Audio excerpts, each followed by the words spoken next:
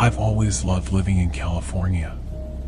The weather is beautiful, the people are friendly, and there's always something to do. But something changed a few months ago, and I can't shake the feeling that something terrible is happening here. It started with a string of disappearances. At first, they were isolated incidents, and no one really thought much of it. But as the weeks went by, more and more people went missing, and the whole state seemed to be on edge. The police were on high alert, but they didn't seem to be making much progress.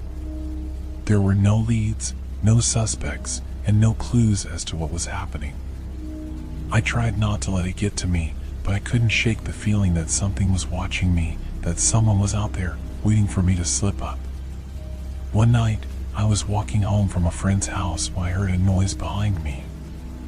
I turned around, but there was no one there. I kept walking, but I couldn't shake the feeling that I was being followed. I turned around again, and this time I saw a figure in the shadows, just out of sight. It was tall and thin, and I couldn't make out its face.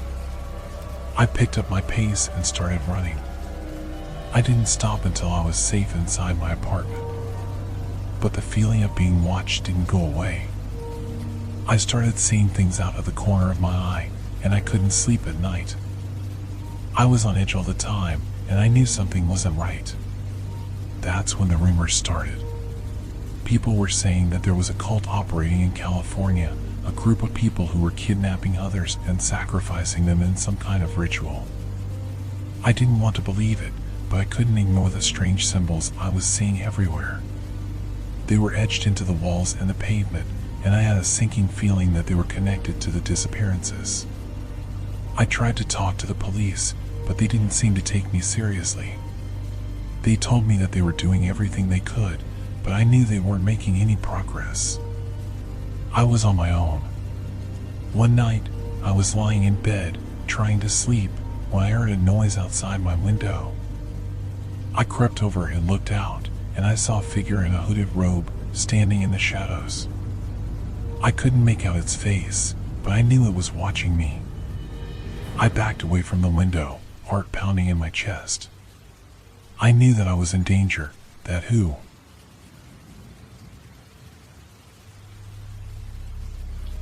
I had always heard stories about the forests of California, how they were home to all sorts of creatures, both mundane and supernatural. But I never believed them until I went camping with my friends. We found a secluded spot in the woods, near a creek. It was peaceful, with the sound of running water and the rustling of leaves. We set up our tents and started a fire, roasting marshmallows and telling ghost stories. Everything was perfect until we heard the first scream. It was a blood-curdling sound coming from somewhere in the woods. At first, we thought it was just an animal, but then we heard more screams, and they sounded human. We grabbed our flashlights and headed into the forest, calling out to whoever was in trouble. But the deeper we went into the woods, the more we realized that something was wrong. The trees were thicker, and the path was harder to follow. We started to feel like we were being watched, like something was following us. Then we saw it. A figure, standing in the shadows. It was tall and thin, with long arms and legs. Its face was twisted into a grotesque grin, and its eyes seemed to glow in the dark. It was like something out of a nightmare. We started running, trying to get back to our campsite as fast as we could. But the forest seemed to be working against us. We were tripping over roots and branches, and we couldn't seem to find the path. It was like the forest was playing a game with us, trying to keep us there. That's when we heard the laughter.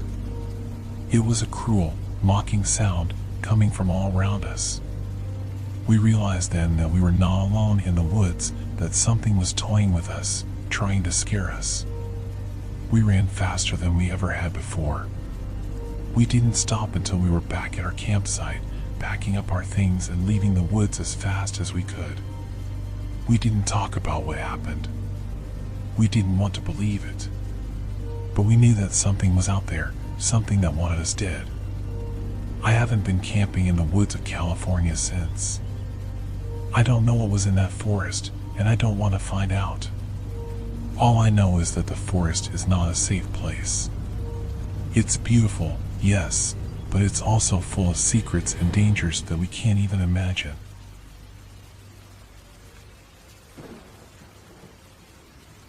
I had been looking forward to my stay at the beautiful hotel in California for weeks.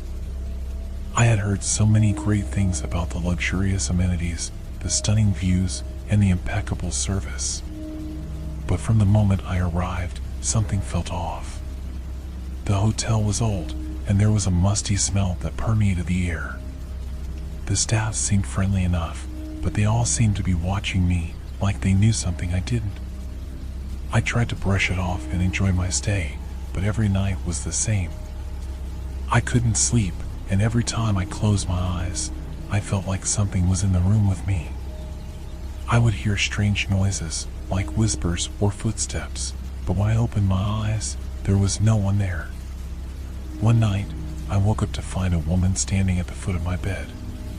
She was dressed in old-fashioned clothing, and her hair was piled high on her head. She didn't say anything, but I could feel her staring at me. I tried to scream, but no sound came out. When I closed my eyes and opened them again, she was gone. The next day, I asked the staff about the woman I had seen, but they all denied seeing anyone like her. They tried to reassure me that everything was fine, but I could tell they were hiding something. That night, the nightmares started. They were vivid and terrifying, filled with images of the woman I had seen and other strange figures. I woke up drenched in sweat, feeling like I was losing my mind. As my stay at the hotel continued, the visions and nightmares only got worse. I started to see the woman more frequently, and she seemed to be reaching out to me, trying to communicate something. One day, I decided to do some research on the hotel, and what I found was shocking. It turned out that the hotel had a dark past, and that many guests had reported similar experiences to mine. There had been a fire in the hotel years ago, and several people had died, including the woman I had seen. I checked out of the hotel that day, unable to bear another night there. But the visions and nightmares continued, following me even after I had left. I knew then that something had attached itself to me, and that I would never be free of it. Now, I can never stay in a hotel without thinking of that nightmarish experience. I know that the hotel in California was more than just a place to sleep, that it was a place of secrets and horrors that no one should ever have to face.